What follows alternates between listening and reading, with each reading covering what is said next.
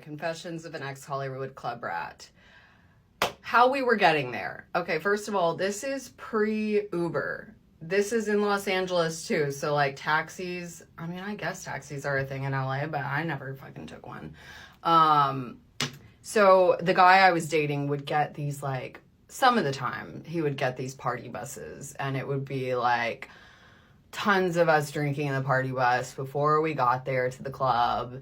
And I remember I'd go out that day and like get a new outfit at Forever 21, looking like such a little thought. Oh my God.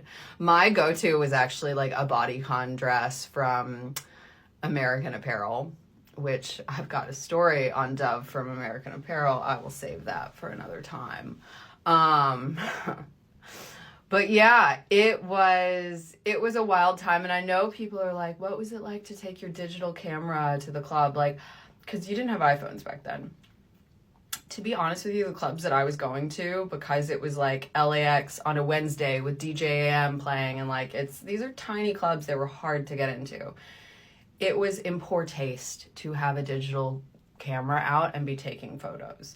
So I'm pretty sure if I would have been doing that, like as much as I wish I had more photos from that time, when you were around the celebrities, it was kind of like, you're not supposed to do that. You weren't. Especially at like the smaller clubs. And the more I went out, the more I learned that like the larger capacity clubs were not my thing. Like everybody talks about Le Doux, like it was so great.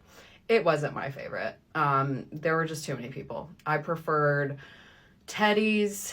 I preferred basically the more exclusive, tiny clubs. Like Hyde was my go-to. Teddy's ended up being like, people will tell you you couldn't go to a Teddy's on a Thursday and not find me there. Like I was, or Hennessy Wednesdays. I was always there for those. Las Palmas Wednesdays. Yeah, oh my God. But yeah, so I won't have a ton of photos from this time just for that fact. But yeah, my favorite thing was after you would get out of the club, there would be, and I'm sure they still do this, these vendors on the street that would sell these amazing hot dogs. Amazing hot dogs with like bacon wrapped around them, and it was like Chicago style hot dogs.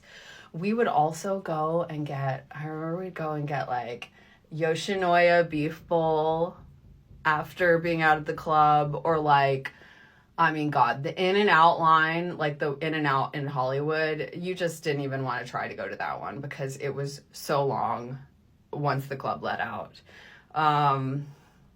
But yeah, it was as great as it's being hyped up to be, I have to say. It was the last great, like, club era. I don't know what you guys are doing in the club now, but I don't think you're doing it like we were doing it. It was great. It was fantastic. So follow along. I've got more tea. I've got more stories.